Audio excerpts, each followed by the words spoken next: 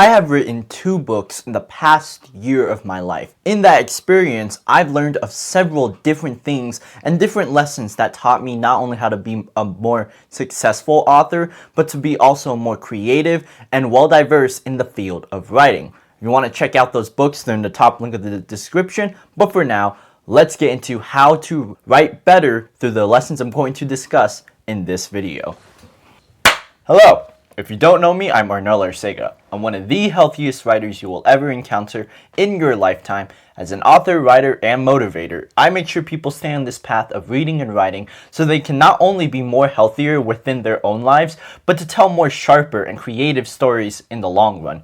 If you want your own personal help, follow my Instagram down below and we can get started working. The first lesson that made me successful as an author, both well with this channel as well as my own creative mind, is to understand this one key element. Time is after us. There's a song called Once in a Lifetime by Talking Heads. It's one of my all-time favorite songs. And this line, "Time isn't after us," is a noticeable line towards the middle section of the song. While I adore what that meaning is, that whole line of "time isn't after us" taught me the same things I've understood about reading. When it comes to reading books, we think about how we can impact the way we think. How fiction works is one of the best examples of this, in how we think about writing, how details matter in every single element of your life. When we understand that details do matter, why don't we use the same logic and apply it to our own lives? I've spent the period from April to January of 2024 into 2025 writing my first book, and my second book, Artist v Critic, I wrote from January all the way to July of this year. It taught me plenty of things of how fiction works and the elements that come with it. And one of the most notable cases of fiction is the idea that time is after us. We don't have enough time. We don't know how much time we're ever going to have. Those who write now will shape the future for tomorrow, and so on. Those who write tomorrow will shape the future for each passing day, and so on. It's all about the choices you make now. As an author, you need to understand that your stories are the single most important aspect of your life, your own story of life, and how you can tell it, whether it's in a sort of metaphorical way that fiction is, or in a more literal way, like an autobiography. In each of these cases, we need to tell better stories based on what we can see. And even though we can't see into the future, we know that there will be a time in which we all go away.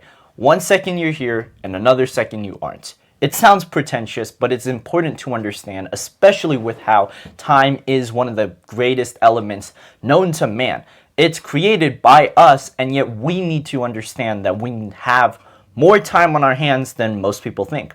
All the time we spend scrolling, all the time we spend clicking through Netflix and watching all these YouTube channels. It sounds hypocritical, but this type of channel is different for those who want the help they desire. They want to be successful authors, writers, general people of huge achievements. And this is great when we know that time is after us. So make the most of it now more than ever before. The second big lesson I want to illustrate within this context is the term that technology is bad, but so are we. I've looked into how writing works for the past several weeks. I've noticed that writing, at least my process of writing, is fun whenever I'm truly focused and locked into the work I'm given. While that may sound a little cringe when considering how the modern day works, it's important to know that how we write will determine our success, and it doesn't matter how people will view it. After all, it is your book.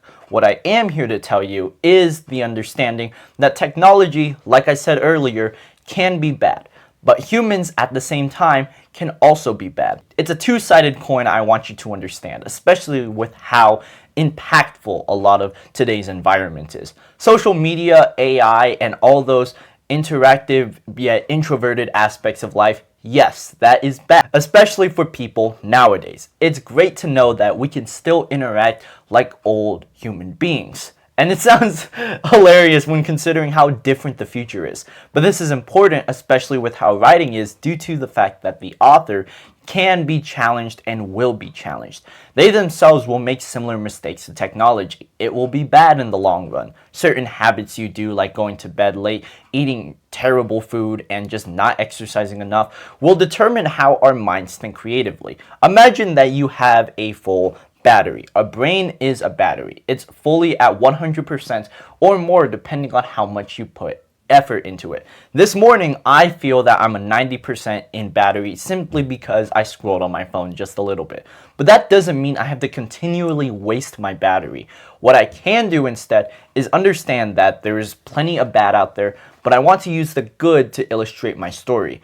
And that bad can become inspiration for your own storytelling techniques, whether you like it or not. It's a good dynamic to see what can and can't work, and to know that technology like phone and too much screen time can and will be bad will also shape the way we think about literature as we know it. Continue doing the healthier habits, and that will shape your future moving forward. The third major lesson I want you to understand as an author and a writer, both in the creative fields of minds, is to understand that more is less. This is odd, especially with how writing is, but let me explain. I've been recently working on my third project, and it's currently at 40,000 words, just barely 100 pages.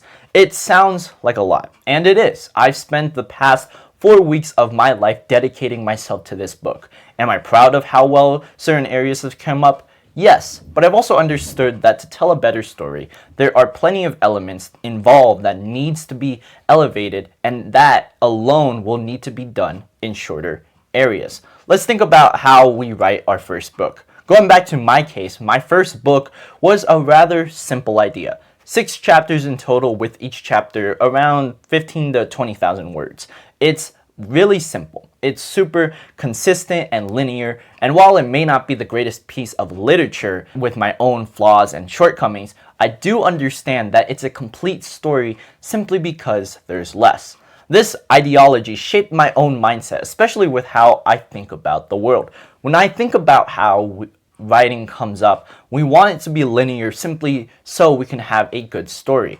I always bring up the idea that complex does not equal good, and I still stand by that to this day. Complex never will equal good unless the story is complete, and that is where we work more with less. The less items we have and the less we have to work with, I'm telling you, will guarantee a better story. I noticed that many authors try to elevate their story with different backstories, different world building, and so on. While it is fun, think about the single most important part of your day as an author. I love being an author, and I love the benefits I get from it, whether it's monetary or not. That said, I do believe that when we think about work, we need to do less in how we write. We don't have to write for 12 hours a day and sack in our we write as much as possible for way too much outcomes. We want a perfect balance of what is and isn't there. How we can do that is simply by working less. Work 1 to 2 hours on writing. It doesn't have to be a lot.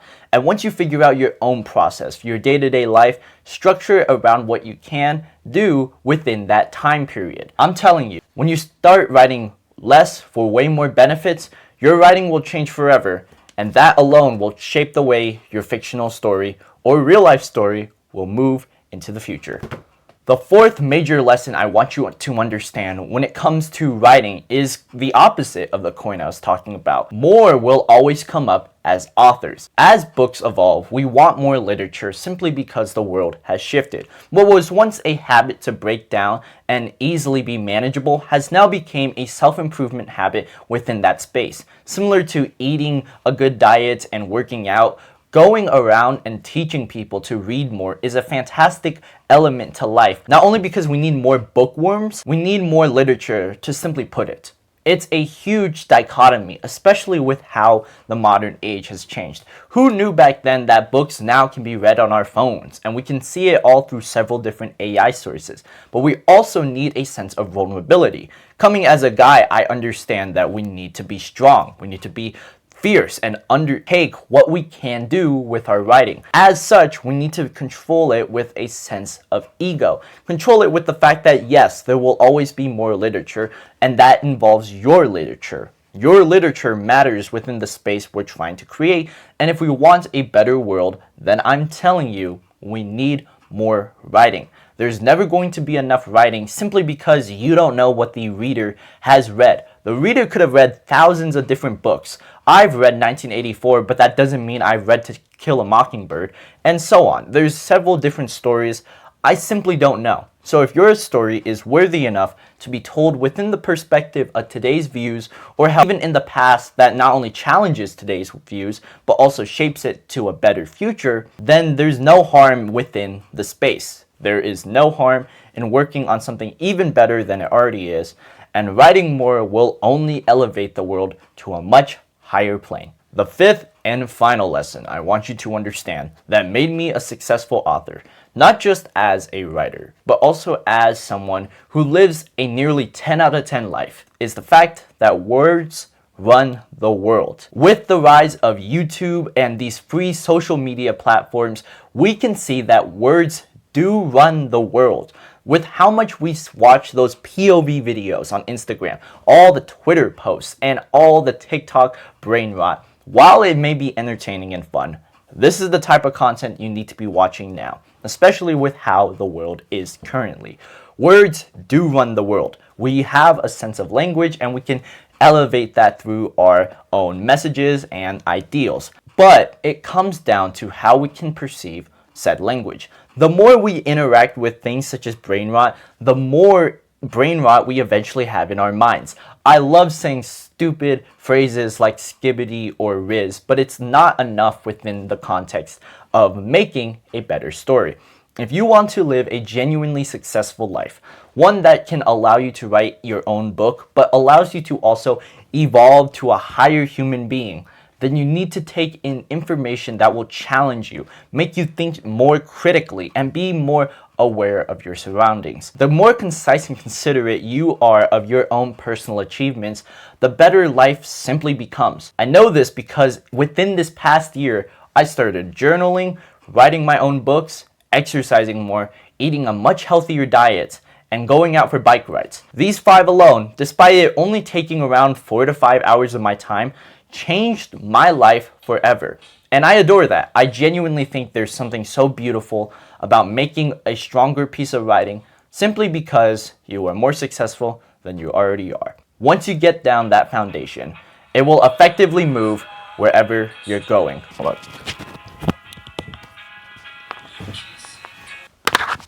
Apologies, my alarm went off.